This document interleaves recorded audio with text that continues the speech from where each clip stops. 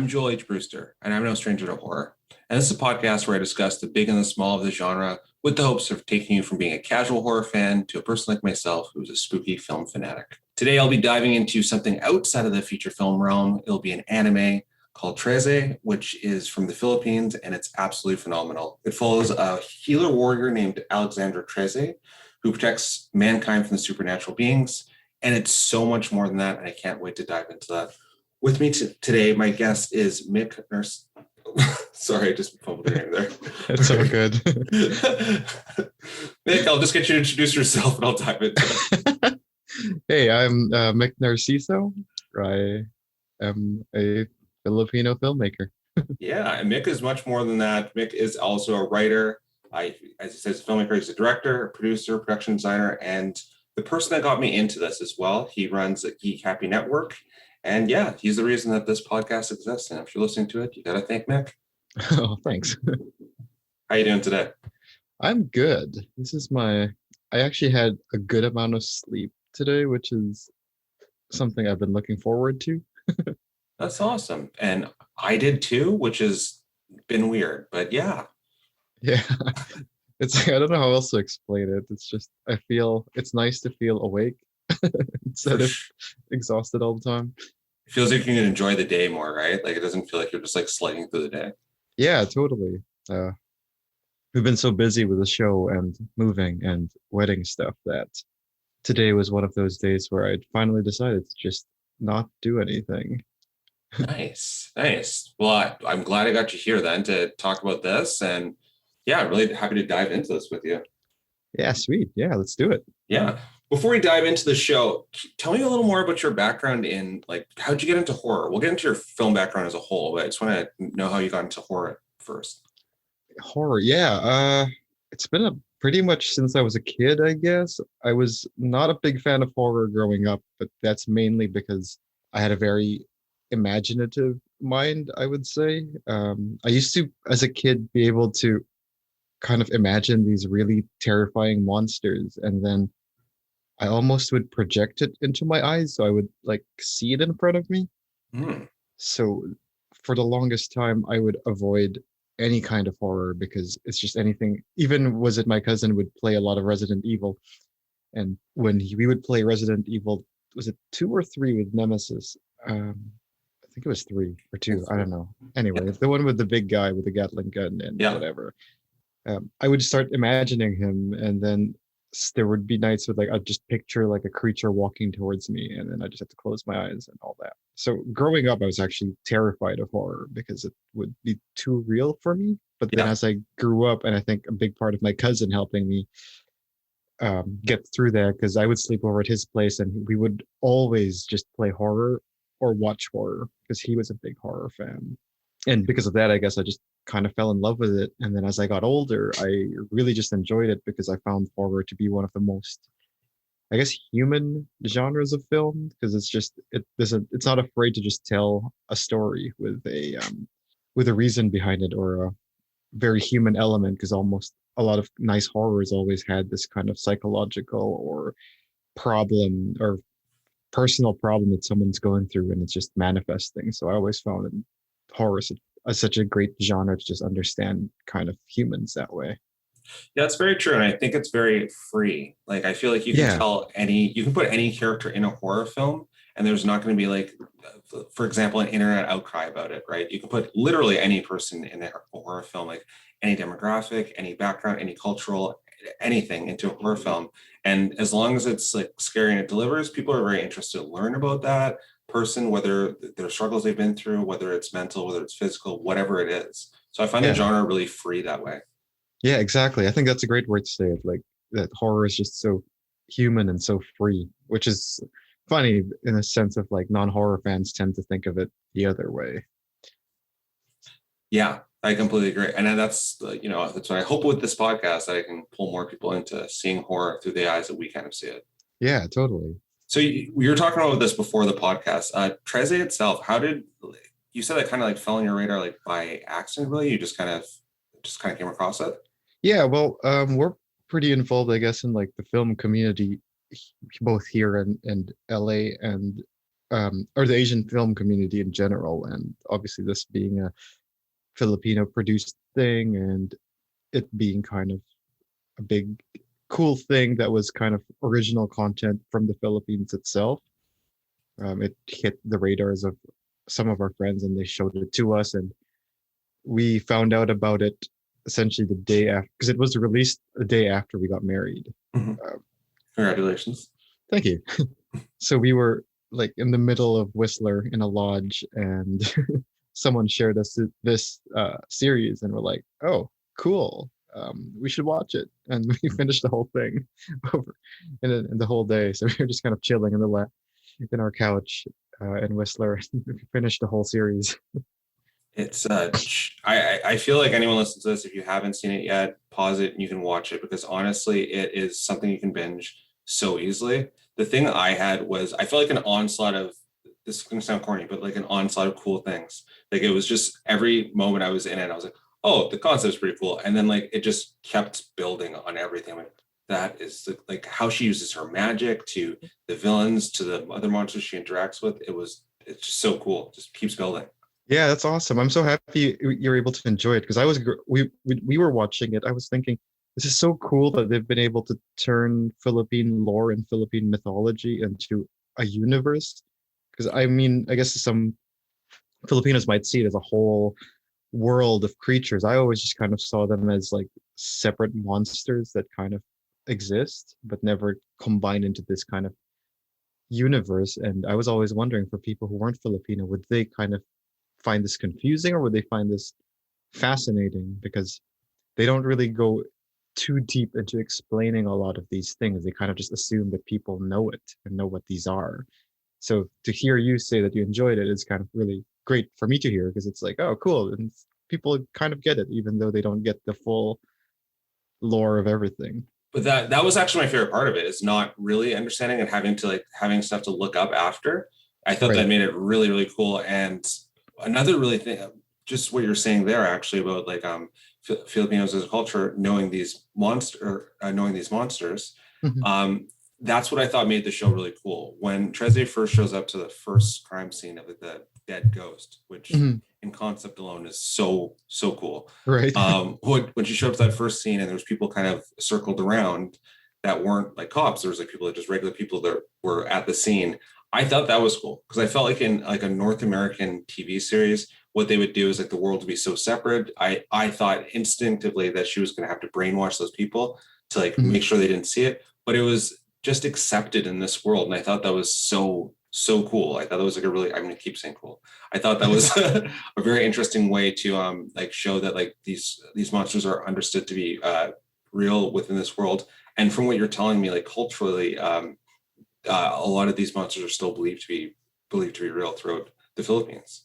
Oh, totally. Yeah. It's that's actually interesting you brought that up. I never thought of it that way, that it was a universe where just they accept that these monsters exist. Yeah, totally. Like even in the Philippines, I think we're such a superstitious country that a lot of Filipinos, I think probably including myself, still believe in a lot of these terrifying aspects, because it's, I guess, sometimes it feels real for us, and a lot of us have kind of our own interactions with these things. I remember growing up ahead in, because I grew up in the half my life in the Philippines, my first 15 years in the Philippines, and I remember one of my teachers would mention to us that he was a ghost hunter, or like a creature hunter of sorts, and all of us were like, "Oh, that's cool." None of us thought he was weird. We were like, "Oh, that's actually pretty sick." I have a two-part question. Yeah. On top of that, I had a Go for it. question before, but then you said that. Now I have a two-part question. One part, the first part is, did he tell you any ghost stories? Like, did he tell you any of like his interactions with hunting ghosts? Oh, totally. He did. He would tell us all his stories, and it was almost, it's it's one of those, there's no way this is not real, because it was so specific the way he explains things. Like he would Mhm. talk about how he would go hunt for duendes, which you meet in Trece as well, which are our version of dwarves slash goblins, I guess. And how he, the one story I remember is he was out in the mountains one day with his friends and hunting friends, I guess, and they were looking for duendes, and they came across a mound or whatever, and one of the duendes gave him like shoes or something, or like a pair of slippers that claims allowed him to be able to run without getting tired. What? Yeah, so it's like it feels like LARPing, but real, for them. It's like this is something that's like they don't think this is fake. It's like a real thing, or these creatures would give them gifts or abilities or weapons and stuff to help them through. So it's really fascinating that Tressa came to life. It's like some people still do this, or there are people that exist that really believe that these things happen. Yeah, and the thing is too, my parents are from Barbados, so it's the same sort of spiritual nature over there. Like when I speak to like my grandparents or I speak to like uncles and aunts there's a lore behind a man named the Heartman, which Mhm. if you're from Barbados and you're listening to this, you'll know what I'm talking about. It's a man that I think the whole lore behind him is that, and there's a bunch of different stories that connect them, is that he comes and he takes your heart. It's pretty simple, but Wow. truly there people truly do believe that there, and it's one of those things, right? I'm like, who am I to question it? Because it's so ingrained in the culture that I'm like, I I'm so fascinated by it. I'm so fascinated by like the lore behind it of all lore, and two, it's just like really interesting to hear. Another one before I ask my next question here is I was talking to somebody on Facebook. This is really random, but I was talking to somebody in a comment section on Facebook about vampires in New Orleans, and Right. he said it's one of those things that's fully believed in New Orleans, that like to the point that people have met them. And he goes, he said that he met one in a bar once, and it's one of those scariest situations he's ever been in. And Right. it's like an unarguable thing apparently, and where he was in New Orleans that he brought that up. So yeah, it's I always like to hear like the lore from the different parts of the world and like the realness behind it, because I feel that North America really has lost its. I shouldn't even just say North America. I feel like a lot of the Western world in its entirety has lost its like belief in spirituality, which doesn't make it right to like lose your belief in that. Because No, what do we know, right? exactly. What do we know indeed? It's funny that you mentioned that in New Orleans. Like the number of times I've been there, I totally believe it. There's always something mystical about that city that Yeah. I don't never understood, and I think maybe the history of the city itself and all of that. Yeah, for sure. I'd buy that there are vampires there.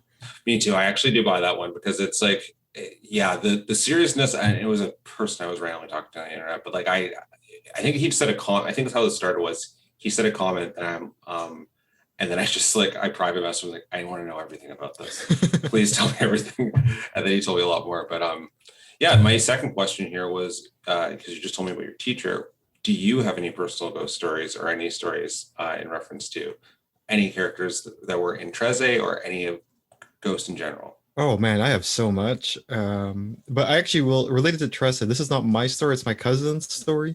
So Balete Drive is one of the most haunted places, I guess, in Manila, which is where this is set. I actually, if I remember correctly, we live quite close to Balete Drive, and we could actually drive down there once in a while when we're on our way to certain places in the Philippines, and that place is known to be um, terrifying.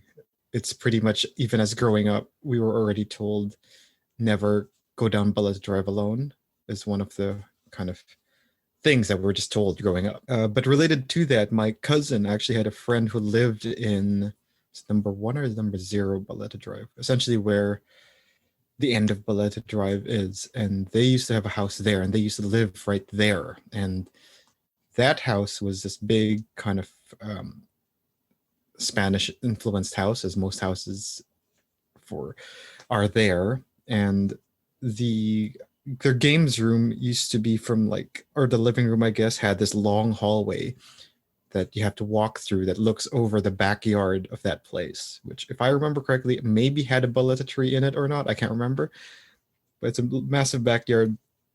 And the bathroom is at the end of the other side of the hallway. So you have to cross this hallway that looks right into the backyard. And I guess he went to go to the bathroom one day and started seeing some kind of creature in the backyard, and he just talked about like screaming and running his ass right back to the living room, being terrified of that. Holy shit. So stuff like that have happened. I've had a few stories, I guess, in the Philippines. I've had moments where like in the house I used to live before we moved to Canada, we had a kind of a den area where the computer was. So I was a gamer growing up, so I used to play games late at night. And after we leave the den, you kind of cross this little hallway to go up the stairs to go back to the bedrooms. And that hallway has this bathroom that has no windows. There's no ventilation whatsoever in there. It was essentially a closet that we converted into a bathroom. So I remember one day I was done playing games. I started walking up this hallway, and the door of the what do you call that? Of the bathroom just slammed shut as quick as it could have ever happened. And my parents were like, "What?" Because I screamed and ran as fast as I could upstairs because it happened right beside me. And my parents I remember coming out like, "How did you get up here so fast?" And I'm like, "Well, I mean, the door just closed on me and I freaked out." Oh, wow. Because they was like, "I heard you scream," and then immediately we heard a knock on the door. It's like, it's a good 20 steps up, but I guess I ran that fast because I was that terrified. Oh, yeah. Yeah. Rightfully so. Yeah. Oh. Yeah. So stuff like that happens in the Philippines all the time, where it's like we just don't get it. Like, there might be a scientific explanation, but not. In that same house is actually also, so I directed my first short film was called Lolo, which is grandfather in Tagalog, and that one is actually based on a true story as well, which happened in that house, the same house. So we were just getting ready to leave for Canada at that point. So we had all our bags packed and the boxes all laid out actually in that same hallway. And then one morning, one of our cook, I guess, came up to my mom and said, "Oh, your dad came by to say goodbye, just to say that, he came by last night to just check in and see if everything was okay. And he said, just have a good trip," kind of thing. My mom freaked out because my grandpa's been dead for like 3 months at that point, because it was June and he died in February 14.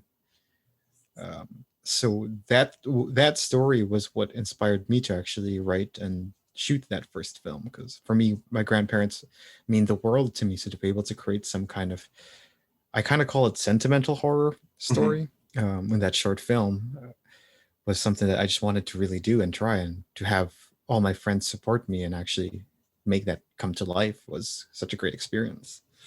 It's a very personal, like a personal horror film, and it really translated very well, because I've had the opportunity to see it. It really translated very well. Oh, thank you. Yeah, so stuff like that happen all the time in the Philippines. Probably every Filipino you meet might have their own version of horror stories that kind of relate to all of this. With that question, well, on top of that, on top of the fact that like there's such a richness to the lore, as well as like the real life accounts, and just there's just such an interesting look at I thought with Trese on how they did like the monsters as well as the good versus the bad, which was another really cool thing that I thought they did, was just building upon that. Why do you think we haven't had like a major, like $100 million like Hollywood movie from the Philippines in that context, and like a ghost story sort of context? Because I think it's all there. I just don't understand it. After watching this, especially, I just didn't get it. Yeah, I don't know. I guess from the Hollywood side of things, I would say they just don't think there's a big kind of interest enough to do a story in the Philippines about stuff yet. We're not trending quite yet in that sense, but I think if Trese becomes somewhat successful, I think that's something that could be made. There's also just not a lot of money in the Philippines to do what Japan or China is able to do in the film side of things, or Korea. Like, we have some funding, but the country itself still struggles to put the money and invest in talent in the arts, because we have so many other things that we're dealing with.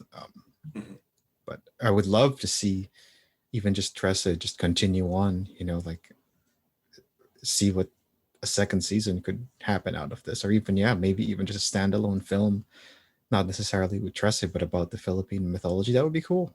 I think there's just so much there. Even with I think with Trese, there was so much that was cool. The bodyguards were two of my favorite parts. Oh yeah. And I think the reveal of them, because it wasn't revealed right away that they were kind of demons. I think like there was kind of hints of it. And then when I don't think demon's the right word, but it wasn't revealed that they were I think they're the Cabal, I believe they're Yeah. called. Yeah, it wasn't really revealed what they were at first. And then when they came into that one scene, and the spoiler alerts, by the way, if anyone's listening, well, if everyone for listening, when they came down with their guns and their masks on and they were flying, I was like, that was such a cool reveal. Like there was such a slickness to it. And I just felt like, and I say this as a huge comic book and Batman fan, I feel like this was like a better version of the Batman story in a lot of ways. Right. Like the way of like having the I don't want to say like having the loyal group behind you, kind of how Batman has like Robin as well as Alfred. Everyone called like Trese like their boss, and they knew that.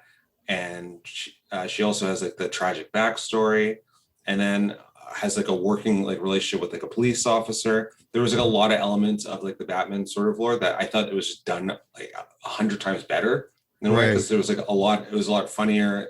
There was a very interesting cultural background to it, and it kept me on my toes. Like I especially at the last episode blew me away because I really wasn't expecting a lot of the twists that came out. Right. Yeah, I just and the aspect of family being so important, which was really cool too. And from what you've told me about your stories just now, family obviously being an incredibly important part of like of your culture. Oh, totally. Yeah. Like family is everything. At least for me, I guess I grew up with family being everything. It's like them, especially here when they're talking about, like the bond of family is strong. I'm like, yeah, that's pretty much very much part of our culture. Yeah, actually going back a little bit when you're talking about the twins, Kambal actually just means twins in Tagalog. Okay. I actually really don't know what monster that is. Like the main, what's his name? The big bad guy. Oh my goodness. The Datu, Datu Talagbusao. Yeah. I don't know what his type of monster is, but Datu is just kind of a tribal chief back then. That's what the word means. Okay.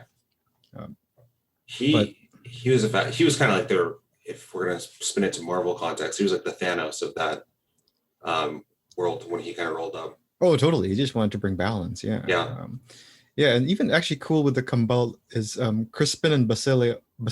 Those names are actually names based off or inspired from a book by Jose Rizal, who is the national hero of the Philippines. He wrote a book, Noli Me Tangere, and there's twins there, and essentially their names are also Crispin and Basilio. I think the only difference with the twins is that the older twin in this show is the younger twin in the book. I haven't read. We're supposed to read it in like grade 11 or third year high school in the Philippines. It's part of our, what do you call it? Educational curriculum. Yeah. But I would say lucky enough to skip it because I think a lot of Filipinos will probably agree with me there. It's a read. Yeah, it's a long book. Oh yeah. That's cool. That's a very interesting like intent to those characters' names. Yeah. Yeah, but there's so many like just little hints like that just kind of say, it's like watching Crazy Rich Asians and really saying, oh, this was definitely directed by an Asian or a Chinese person, like it's the same here. It's like, there's no way this was done by someone who wasn't Filipino kind of thing. Because it's like a lot of these little things like calling her bossing is so funny in our sense. It's sad that we watched this first in English because we didn't know there was a Tagalog version out there. So we just watched this in English, and I really actually can't wait to watch this in our native language and just kind of see how they played some of these nuances in our language. I have a question actually on that. Bossing, what does that translate to? Is that just like boss or like? Yeah, pretty much. Yeah. It's kind of what you call.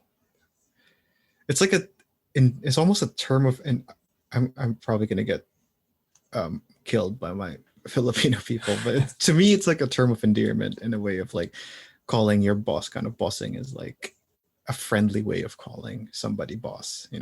Yeah, I liked her interaction with both the twins and I think a tank. Hank was Hank, yeah. Yeah, I loved her interactions with all of them because I feel that in a lot of whenever you make the badass character here in like North America, I feel like they're always really mean to like people that are kind of working under them. Batman, or Batman is just my example I'm using now. But I felt like that with Crispin and is it Basilio? Crispin and Basilio. Basilio. Yeah. I felt like they cracked so many jokes throughout the whole time, and Trese just didn't really laugh, but just was okay with them being like themselves. And Hank too. She kind of just let everyone kind of be themselves. And one of my favorite lines actually with Crispin and Basilio was when near the end when they got mind controlled by Datu Talabus. I'm gonna mispronounce that. Talagbusao. Talagbusao when he mind controlled them, and then she just kind of pushed back and said, "Yeah, but blood is not stronger than like their family bond," which I loved. I absolutely loved that line. I love that concept. I love that line. Yeah, and I think that whole idea is something that is always, I guess, within the idea of the Philippines being so family centric. That concept is that line itself is so deep, and that I guess is what I'm trying to say. Like, there's so much to it, right? Like that, especially in the Philippines, like who is family? Is family the people who gave birth to you, or the family that actually took care of you and took you in? And so many family dynamics in the Philippines, and class and class systems and all that. There's so many struggles and stories that come out of that specific idea, and for someone to take that idea, which I think is one of the central ideas of this comic, and kind of bring it to life in a horror is so cool to me. You could take something so simple and so whatever, and I think, to me, I guess in some ways it's so nice to see Philippine content in that sense, because there's always something emotional or something of the heart that comes out in Philippine art, despite it being this super bloody horror. That still comes out, which is so cool. And I felt that they really built to that moment too, right? Like her dad showing her the whole time that like, oh no, they were raised poorly before. They're our family now. You have to understand their family. And she kind of pushed back about that. She didn't really want them as her family. And then when that moment actually happens at the end, it just because the flashbacks were perfect, by the way. That flashbacks to show her story. Usually it feels forced in the show, but I felt like they were so perfectly done. And I'm going to hop back to my original idea, but in a second. But I thought the flashback of showing how her dad had his own two personal bodyguards too. Yeah, like that. I thought that was a cool concept. Like they were werewolf. Would it be werewolves? Would they be in I actually don't know what creatures they are, but they are which are the shape-shifting creatures of the Philippines? They have names. I just don't know. Okay, yeah, because I was like, werewolf probably isn't right, but I thought that was cool. I would watch a whole backstory of her dad. Yeah, everything about the shows, and that was another thing. Well, both of her parents were like equally powerful in like just different ways. Usually, it's like just the dad's powerful, just the mom's powerful, and like a lot of North American like comics and such. But yeah, I can't stop raving about the show. There's just so much to unpack about it. One thing I want to hop into about this is my favorite episode. I think it's episode 4 with the baby monsters. Oh yeah, Tianak. Tianak. Yeah. Okay. It's like cha instead of tia. Oh yeah, I'm gonna pronounce it properly here. So Chanak. Yeah. Chanak. One, that's the most horror-centric episode there was. I thought that was I love that episode. So unnerving, so scary. Those monsters will forever like live in my nightmares in the best way possible. And just the twist of the actor, of her when she started stabbing the monster, and just her twist. Yeah. Oh yeah. I thought that was so unsettling. And then the last scene with them coming after her. Everything about that episode I thought was perfect. It's like there's a tie for me. That episode, and then another episode I want to get into in more detail with you is I think it's episode 5, the police station one. Right. Yeah. Yeah, that episode too about like how they did talk about police brutality, and that was also so well. Like there's just every episode just had something really that to like really sink your teeth into. But totally. Yeah. What was your favorite creature that was in the show? What would be? I love the twins. Like I am actually trying to figure out how to make molds and cast those masks. Those masks are so cool. They're great. They're awesome. Like I just love them. I think, but in terms of like the creatures itself, I think the Chanak is the best one because that's kind of the ones that I know of. There's a like again, the Philippines has like thousands of islands, so it's always whenever people ask me like, "What's the Philippines like?" I have to. Our first question is always, "Where in the Philippines?" Because I remember even for the horror show, a friend of mine was working in the art department there, and she was like, "Oh, you're Filipino. Like, we're doing a Filipino episode. We want to make sure the design is on point. Can you tell us more about like what kind of design you want?" And we're like, "We could, but you have to tell us where this family is from, because someone from Manila is very different from someone in Cebu because it's hundreds of islands away. Sure, it might be a 2-hour flight, but it's still hundreds of islands away.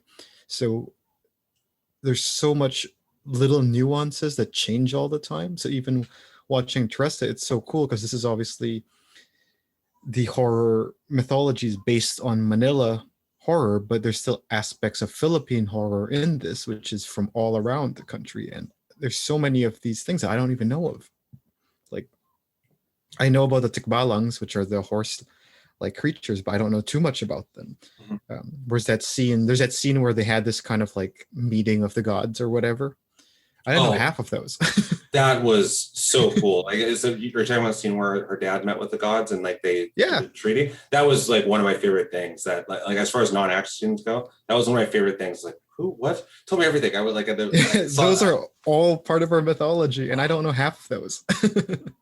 I feel like that a lot of our I feel like a lot of Western lore is based around the Grimm's fairy tales, and I feel like that's not even like it's a sliver compared to how like diverse the culture from like the lore from like the Philippines seems to be. And like I don't understand why this isn't like you know what I mean, like propped up a lot more, because this was like such this show gave me like such a small glimpse into like a lore that I'm like, okay, there's obviously thousands and thousands more stories to come from there. And I'm totally.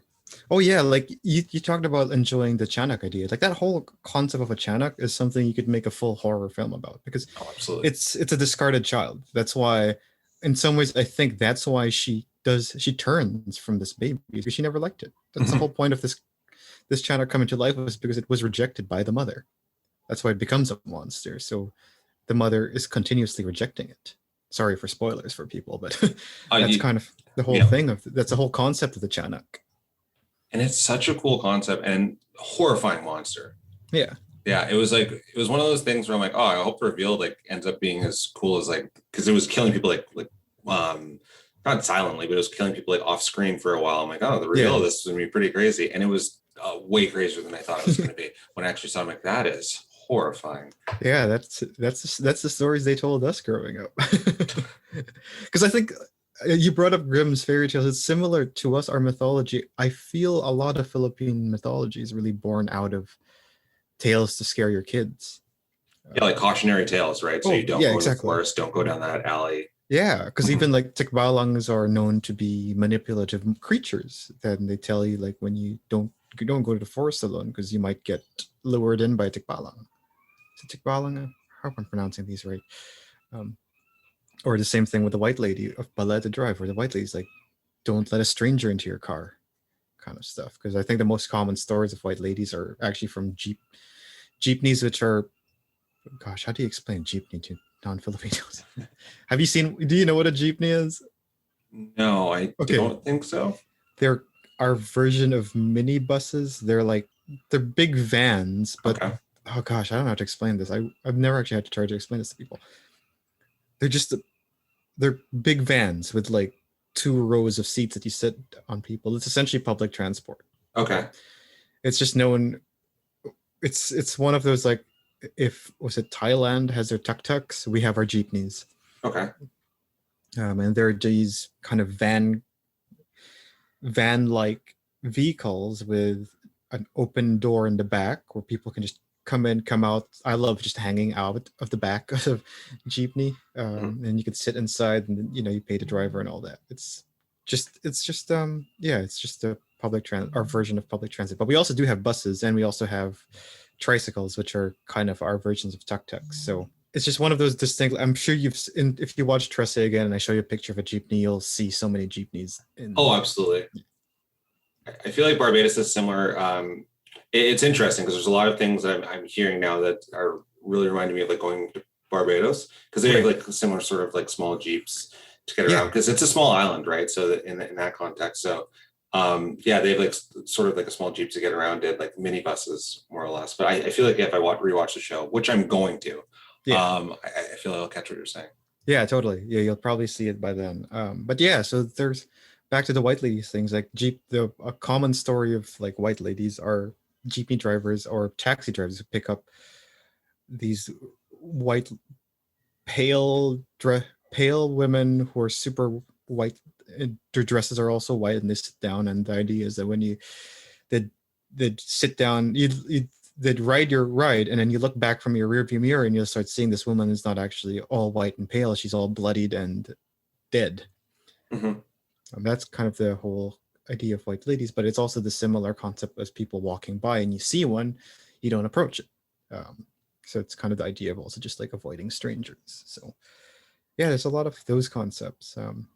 See, what's interesting with the white lady story, and this is where I get like really diving into like my own conspiracy and everything here. So what's interesting with the white lady story is that even in North American lore, and I think Latin American lore, they have the same concept, like the exact same, like down to a T, the picking up the person, they're dressed in white, and then they become like a bloodied creature. It's like a very similar concept in like a bunch of different lores all across the world, from communities that were never like at any point attached. Well, before trade and before like the world kind of opened up, right? They weren't.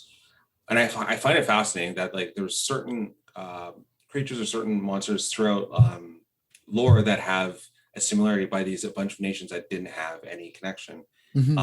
So it's like, it makes you really wonder, right? Like there's another one would be like Bigfoot or Yetis, right? Like there's so many of those style of animals that are very popular in all different parts of the world, and they have a story behind them. Another one would be like a vampire. Totally. Because in Philippines has their own version of a vampire. Is it the aswang? Aswangs are like the class of monsters. Okay. They're kind of like, it's like was it Laman Lupa, are the creatures that they had here, the earth creatures? Those are actually, it's more, Laman Lupa is more like a term for earth-based creatures. So like all the duendes are all, and nunos, they're kind of like the species of the kingdom, phylum, class, genus.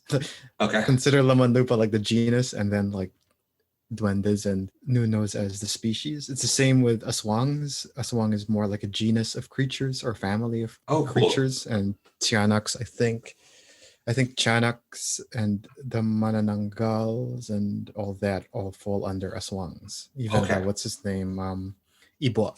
Okay, it's the name of a character, but it's actually a type of monster as well. So do you know which ones I'm talking about? The ones that are kind of like vampire-like, then that fall into that category? Yeah, because I feel like that if you go to even like they have the same sort of story in Africa, they have the same story in like Europe, and it's one of those things, right, that I feel like that this is where my conspiracy goes off, right, that between that and like between like how humans have reacted to humans have stories about like aliens, there's just so many things that connected our society before we had any connection, that it kind of makes you question, like, whether or not like it's kind of hard to argue reality behind it. Totally. So that's what I find like really fascinating about a lot of the lore of the cautionary tales, that like they sounded like just like simple stories to keep you out of the woods or to scare you, but it kind of has an angle that it's kind of hard to argue otherwise. You know what I mean? I looked into vampires once, and I found the reason or potential. There's a historical or scientific reason why the concept of vampires is so universal. And I guess by vampires I also just mean like soul suckers or blood suckers, because obviously our vampires today are very I think, different from just that general concept. And that actually comes more from just the nature of how dead people were and how people perceived it. Because I think back in the day, people never really understood how decomposition works. That makes sense. So when they started seeing bodies that had like, what do you call that? Like bodily fluids coming out of it, they would take it as thinking it was blood that was coming out of people's mouths, for example. And then they would think that that person's like waking up at night and sucking the blood of other people, for example. So that's kind of how the similar concept of a vampire came out. I think there was one other disease that was related to porphyria. Oh, let me Google this. And I've heard also too, like porphyria, connects that I've heard that like a lot of the vampire lore and coming out of different regions of Africa was heavily based on like mosquitoes getting into like wherever you're like sleeping, and then getting whatever disease from that, and that's where the second came from too. Yeah, that could be it too. Disease was the second thing for sure. It was porphyria. So that porphyria also had like this concept of like bodily it disfigures your body, the disease does, but also like makes you sensitive to light and sulfuric foods like garlic, you know. So like these things you could see these little elements kind of. Oh yeah, absolutely. As the backstories of, that's probably how we came up with the concepts of vampires. And then it evolved and evolved and evolved. And I think I would guess a lot of the mythologies are similar to that. So I'd be curious to see like why big hairy creatures is one thing, you know, or like I'd imagine that the big hairy creatures, I'd imagine that a lot of that has to do with like animals that maybe did exist at a point. Because there was, I think it was I'm gonna butcher this. I think it's the Bilbo ape. I'm gonna have to put that in the show notes. But there was an ape that they said that didn't exist, and it was called like a leopard killer too. I'm sure I'm butchering this. We're going off on an ape Joe Rogan tangent here, but I like it. But there was an ape they were called leopard killers, and a lot of people didn't believe they existed for a while, and they found them like I want to say in like early 2000s, and they were like, no, we did find evidence of them. We actually found proof of them. So I imagine that's the same way with like a lot of bipedal apes that they found, right? So I'm assuming that's where that lore goes all across, and those animals could have went extinct. Throughout the time, and we could still have one or two of those still existing. So the concept of like Bigfoot's not too out of the range, and aliens too. Those ones aren't too out of the range too. But I feel like people seem to argue a lot more like on the supernatural element, which is probably more to do with like a disconnect from the spiritual world in North America, I'd say. Yeah, for sure. Yeah, actually, speaking of, I just remembered one. This is a super tangent, but I did remember one other story that kind of I've had that relates to Trese Monster as well. Oh, do tell. So, San Telmo, which is St. Elmo's fire, is what kind of that name comes from. But as you could probably see when you watch Trese, it doesn't really look anything like a St. Elmo's fire. But the idea, it's still called San Telmo, I think, in our mythology, but then it's really not. It's more like little fires that kind of appear in the dark rather than a St. Elmo's fire. But it's one of those that we probably misunderstood this type of light to be St. Elmo's fire back in the day. So we called it San Telmo, and that's how the mythology of this creature came to life. But anyway, when I grew up in the Philippines, we used to have sleepovers in our schools. And my school happened to be right beside a cemetery. Oh, wow. So the classrooms that we had were actually right beside our soccer field, and that soccer field is right beside a cemetery. So, and there's a lot of horror stories in our school because some of those areas were used during the war for prisoners and for people. So there's even our own building we slept in had this story of don't go up the stairs on your own, because if you go up the stairs on your own, you might be stuck in eternal staircase of constantly going up and never reaching your floor, and constantly seeing the painting of Mother Mary on every floor. So that's one of the stories we had there. But what happened to us is we decided to go on a hike into that soccer field in the middle of the night, and this is one of those, I still don't understand how this happened, but it's a memory of mine, and it feels so real until today. But I just remember all of us were walking down there, and we all started seeing a ball of fire, something like the San Telmo, like appear from the from the cemetery and start approaching us like super fast.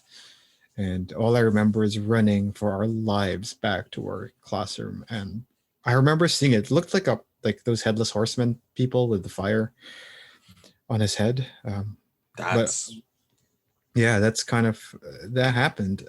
Whether or not that's real or not, I don't know, man. But you saw it it's a though. memory. Yeah, it's a memory. Jeez. So stuff like that happened in the Philippines quite a bit. We just have, and those are one of those like we didn't talk about this story. It's not like someone told us that there's this monster there. We just thought we'd decide to walk around and see if there are any ghosts. So there's no precedent for this Mhm. in our minds. It's just we all saw the same thing and it happened. Oof. That'd be so scary. How old were you when that happened? It was grade 4, somewhere between like 11 or 12, I think. Oof. Yeah, that'd be so scary. Yeah.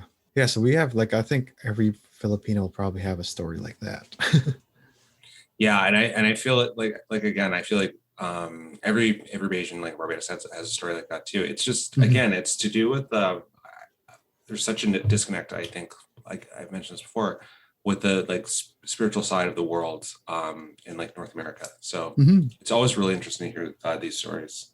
I have a slight correction to make. I said that episode 4 was the or was the episode with the Chanak. yeah, with Chanak, and it wasn't. That was the police brutality episode, which I'd really like to get into with you because I think we have very similar views on what's been happening over the past, let's say, year. Well, no, a year would be such a gross understatement. Yeah. For a long time. For a very long time. I was like, the best. Yeah, no, year would be very gross to understand. But obviously, with a lot of the Black Lives Matter movements and such, I feel like that the episode. That how they touched police brutality within the episode and how they did it in such a way that they didn't make the one cop that I gotta look up his name. It's Guerrero. Yeah. They didn't take away from him being like the quote unquote good cop, but they didn't make him like seem innocent. Mhm. But they made him understanding, and he had an apology, but they also didn't do a way of making it just like such like a soapbox moment for it to capture what's going on in the movement right now. They did it in such a way that fit the plot, told the story of what's going on with police brutality, completely touched on the horrors of police brutality, and continued with the story within the supernatural world that I couldn't get over how well that was done. I was like, that was like the chef kiss for like already perfect season, because I thought they just absolutely nailed every single aspect of the show. Because as soon as I saw that the cops were being like awful to that to the one prisoner, I'm like, oh, I wonder if they're going to touch on police brutality. And then the way that they did it, I was like, I can't believe they touched on it so well in half an hour in a way that I don't think North American like television or anything has been able to do without. I feel like it's a lot clumsier done in a lot of Hollywood things, Right. And I felt like this was handled in a very non-clumsy way and continued with the plot. Do you know what I mean? It wasn't like a one-off episode, which is like rare to do in a 6-episode season too. So sorry, I just ranted on for a bit there. Oh, that's fine. It pains me to say, I guess, that it is very real and very well thought of because it's very real and very much lived in the Philippines as well. And I think our version of police brutality is different but the same in the sense of what's happening here too. It's still an abuse of power. And in some ways it's one of those, it's different in the sense that there's nothing about domination or there's no, I don't know, for lack of better words that I could think of, I would say there's just no colonial mindset when cops are abusing their power when it comes to police brutality in the Philippines, but it's still very much there. And I think a big part of that is more of just taking advantage of a situation when you're struggling as well. Because I don't think police officers in the Philippines have power in the sense of that they have it here in the North America, because they're also not, they're not well off, you know. The police in the Philippines are very much like not even in the they might be in like the 10%, but the 1% in the Philippines is like, even I would fall under the 1% in the Philippines. Like, right. It's like a police officer job there is like a more or less like a working poor job in that oh, sense. totally. Yeah. Totally. So the brutalities come out of there is just like, hey, I need to bribe you because I also need money or whatever. And, you know, some, they have their demons and drugs or whatever, but for the most part, yeah. Because like even my mom has gone through it as well. Like she quote unquote ran the red light and a police officer stopped her and was like, hey, I'll give you a ticket or you could just give me X amount of pesos is kind of the deal, which is normal. And she, kudos to her. And I, in some ways, lucky that she got away with this because the police officer, I guess, didn't want to abuse his power too much. That she was like, well, either give me the ticket or just let me go. Because she was not going to go bribe a police officer. And he just let her go, which is, in some ways, I was thinking about it now and I'm like, holy shit. So brave. That's so brave. Yeah. Because like we were taught growing up we were taught the same thing with police officers. I guess that that certain groups of people are like, I guess the same, because someone told me like how Black kids grew up and were taught how to behave in front of police officers. And we got the same talk growing up, just in the sense of like, they have the gun, just nod and behave. When don't fuck with a police officer kind of thing is what we grew up with too. Because we've heard the stories too. And for us, it's more of, because if you don't behave, then they could abuse their power. They could either kill you, they could hold you for ransom. It's more about, it's not about dominance, but about survival in the sense of like, they just need the money. Yeah. Or they'd like the money. Greed, I guess, instead of dominance. Right. It's more of a survival thing than it is like a mindset thing. I'd find in North America with a lot of the instances that go on, right? Like a lot of the instances that go on, this is speaking very monolithically, that you see, it's the abuse of power is more to do with like, not more to do, but I feel like a lot of the abuse of power is that they feel entitled to it. And they also feel that like, I can't believe this person's like mildly talking back to me, so I'm going to lose my mind to it. Yeah. So, or sometimes people aren't even saying anything. So it's, again, can't really speak monolithically because every situation is very different, but like 100%. Yeah. I feel like it's very an entitlement thing more than anything though. Yeah. Because I don't think we get that. There will be situations like that in the Philippines, but I don't think we get as much of that than more of just like, hey, just give me the bribe, man. But for sure, like rape culture is still a big problem in the Philippines, and the use of police officers to do that is a thing. Thanks to the current administration, just vigilante groups that are killing lower level drug people is a big thing. Like, yeah, there is definitely a very different version, but neither worse nor better than what we have here of police brutality. Just a different version of it.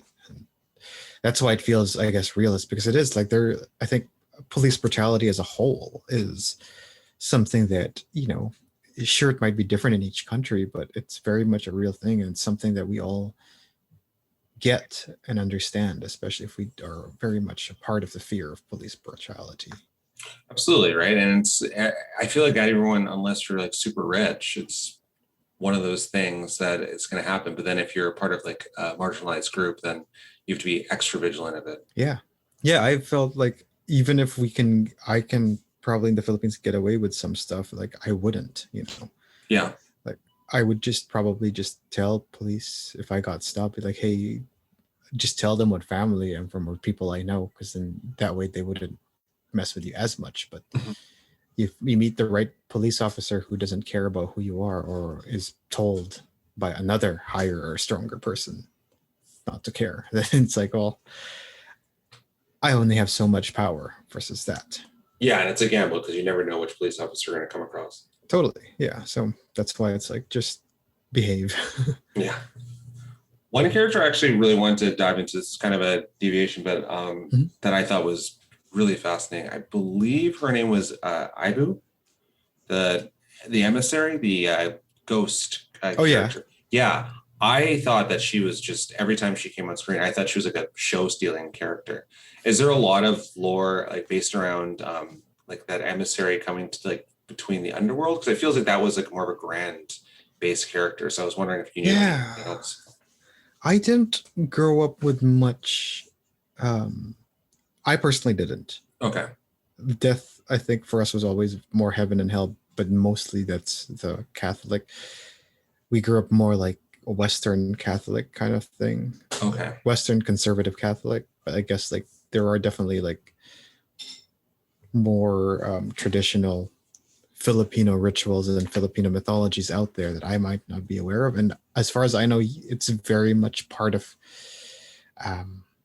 the mythologies of the Philippines to have something like that, of like crossing life and death through a channel, which I think we use the MRT, which is the rail transit, our version of train systems as the channel of life and death. But very much, yeah, the emissary idea, I think, is very much part of the mythology. I just don't know much about it, unfortunately. Okay, that was one of those things where I wasn't sure how, like, because it seemed like the way that they built up that character, that maybe it's just a Trese thing, but the way they built up that character, I was like, oh, is this like a character that's just like hugely significant in the monster world? I wasn't really sure, but a really cool character. I just have the look. It's I hope that with the popularity of the show, that's a look that I see cosplayed at like future like events, because it's such a really cool character, such an interesting look, and just the respect that Trese, that was another really thing I really liked about Trese, just the respect she showed every single monster, regardless of what they looked like, regardless of what class they were, and just really understood her role within the worlds. I thought there was no monster she looked down on, and she didn't look down on humans for not having the abilities she had to. Yeah, I think that is very much part of our like Philippine life in a way of, I mean, I'm glorifying Philippine life a little bit when I'm saying this, but like that's why I think a good example of what you're saying is the tabi-tabi po concept. So I think you've heard that a lot. If you've watched, for those who watch the show, you'll hear that a lot said during the show. And that tabi-tabi po, how do you translate that? Tabi is beside. Okay.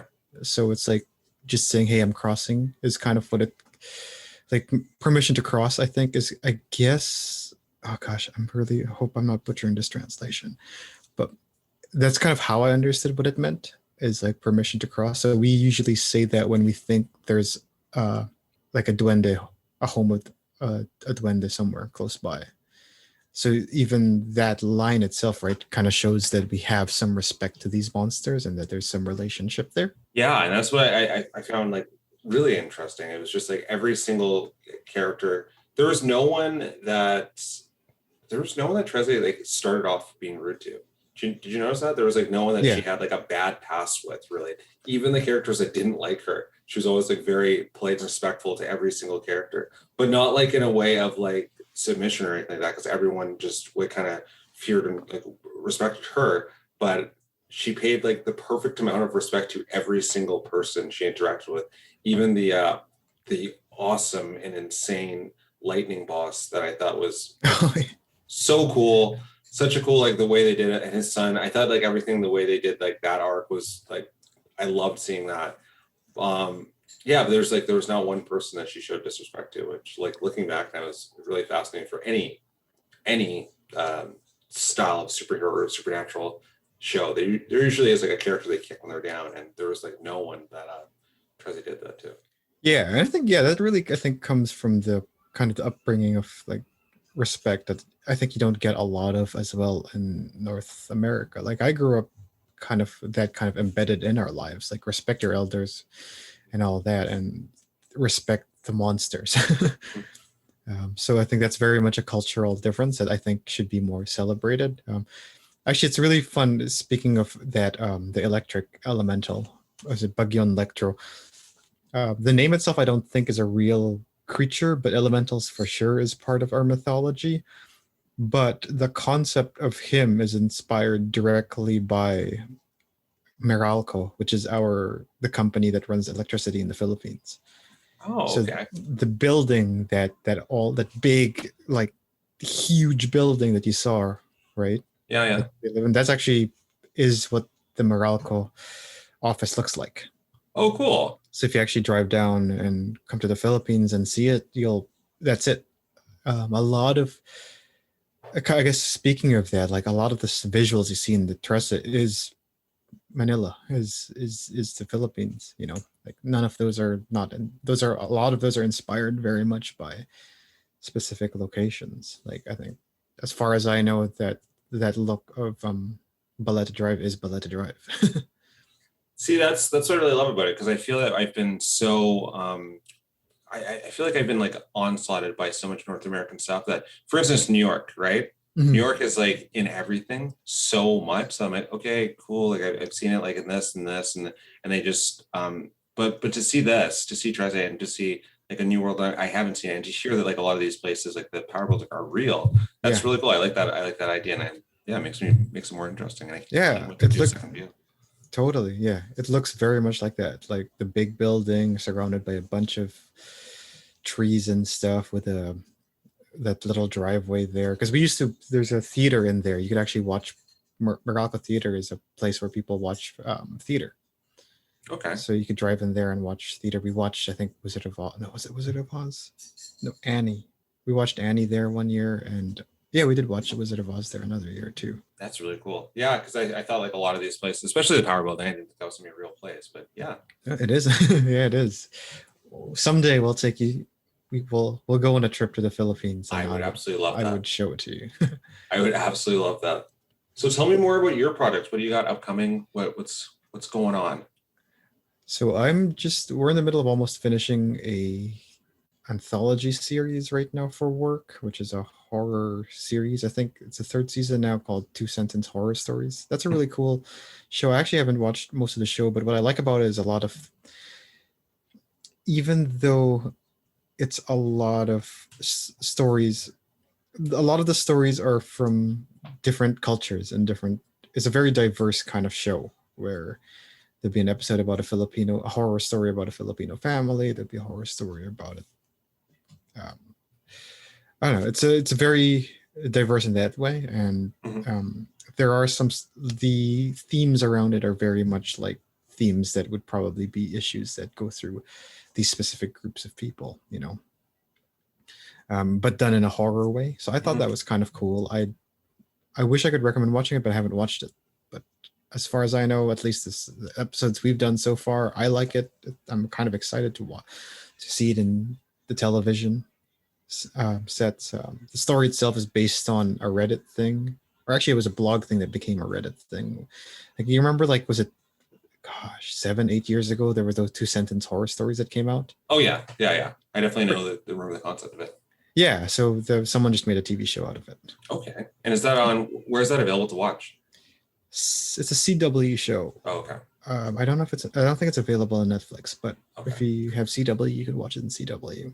I will put that in the show notes so people can find that too. Yeah. But right now, the side stuff we're working on, I just finished. Speaking of family, we are in the middle of launching my brother's first music video because he's a musician.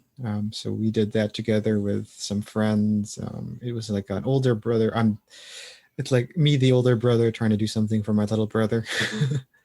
So that's happening. What's your brother's name, just so we can have it here? And Oh, sure. tell people where to His go. artist name is Mar Emanuel. I always try to figure out how to explain his music. It's as if you're in a very beautiful jazz lounge, I guess. Nice and comforting kind of music. Well, I'll definitely put that in the show notes to make sure to promote that as well. Yeah. In terms of like side projects, aside from always eagerly waiting the next episode of No Stranger to Horror, I do a food podcast with a friend. We've been doing it for almost 2 years now, called Smörgåsbord. That one it's just like a silly thing I do with a friend, Angel, and her and I just talk about different uses of food that are not necessarily food related. So the latest episode we are about to do is how to kill a vampire with food, which is why I know a little bit about vampires. Interesting. All right. Is that episode coming? It's going to be coming out. I'm in the middle of editing it right now. Okay. Yeah. So by the time this is edited, everyone that's listening. So by the time you're hearing this should be in the show notes, I believe. Yeah, Yeah. the episode before that, we went on a 2 month break because I was getting married and she went on a trip to LA. But before that, we did do one of how to kill werewolves with food, so we could put that in the show notes if you want. I will put them both in the show notes because they'll Yeah, both be ready, I'd say. cool. Yeah, and then like I mentioned before, we did the horror story Lolo. I wanted to do this idea of like a, I guess a quarterly horror story kind of thing called Horrified, and Lolo and I think the first episode called Playback was two of the stories I did. But then I got busy with work, but we're in the middle of also finishing the sound design for the third episode, which is called The Open House. That one will be built about around a concept of a kid who freezes to death before getting home. Oh, wow. Uh, That sounds creepy and definitely right up my alley. And I'm assuming right up everyone that listens to this alley. yeah, so that one's going to be an audio short. I think we're hoping to get it launched for Christmas. Okay. And then there's actually a lot of stuff that came up recently. That's why I'm like thinking. But yeah, that's so far what it is. We're doing like potentially doing like a Korean drama feature film. That one's not really, it's in the works, but I haven't said yes to it yet. So you were incredibly busy, just getting married, having 100 projects going in here. So I'm actually happy that you got to get some sleep because it sounds like you're really busy. Yeah, I like doing things, I guess. But for sure, like horror wise, yeah, I think the open house is one thing. I mean, we're writing a little drama together. That's right. Just slowly getting there. Yeah. We can't announce it yet because we're still working on it. Yeah. But that'll definitely be in the works here, guys. And you'll have to hear about that and have it in the show notes too. But there's nothing we can put in the show notes right now because we're still working on it. Yeah, exactly. But yeah, that's about it. I kind of want to keep making more horror stuff. But I think I kind of want to let the dust settle with life until I kind of decide to do another horror short or something. Yeah, definitely understandable. But yeah, looking for the next horror project, I guess, is the short version of the answer to your question. All right, let's wrap up here. Where can I find you online? I know where to find you, but I mean for everybody else. You could find my Instagram as, I think it's just Mik N, JUSTMIKN, not just Mik N. Or you could find the Smörgåsbord Podcast at Smorgiespod, SMORGIESPOD. And then I guess you could find the Geek Happy Network and all of your regular social media stuff too. But if you want to listen to the Smorgasbord podcast, we're in most major podcast apps out there. Just search up Smorgasbord Podcast or Geek Happy Network and it should show up. And it will be in the show notes, which will be interesting because it'll be in the show notes on the Geek Happy Network website, which will link you to another link on the Geek Happy Network website. It's never done this one before. So yeah, it'll all be in the show notes and it'll all connect back together because we're one big Geek Happy Network family here. So yeah, exactly. So when you click it, it's going to go to another part of the website, or you could just look on the front of the website and you'll be able to find it there. Yeah, something like that. Yeah. I've never, when I was like saying that, I was like, oh yeah, right. We're all the same website. Yeah. Sorry, go ahead. I was saying it's a self-promotion within yourself. No, that works. Well, thank you so much for coming on the show. I can't believe we haven't done this sooner. I felt like I wasn't like ready to do this until now. I feel like I've really built myself up thanks to your mentorship to be to this part where I actually could have you on the show and have a conversation. I can't thank you enough. I love podcasting. And everyone else that's listening here, you got to thank Mik for this because I love podcasting and he's helped me on every single episode throughout the way. So I can't thank you enough. You're welcome. That warms my heart so much. I'm so excited for everything that we're going to be doing with this podcast. Me too. And thank you for thank you for this episode too, for telling about the show and B, going into more in depth about the culture of that's behind the show. This is really, really cool. Yeah, for sure. I'm happy to talk about this forever. Oh yeah, we'll be definitely talking off the show too. Yeah. And everyone that's to find me, you can find me at West Coast Strange on both Facebook as well as Instagram. If you'd like to send me any film suggestions or shows to watch, you can email me at joel@westcoaststrange.com or at westcoaststrange@gmail.com. or like message me on Instagram. Either way, feel free to send me memes as well. Always appreciated. I'm always loving them. And yeah, that's it, guys. It's another episode of No Stranger to Horror. Thank you so much. Have a wonderful day or night or wherever you are. And I'll talk to you guys later. Bye, guys. Bye, Mick. All right, bye.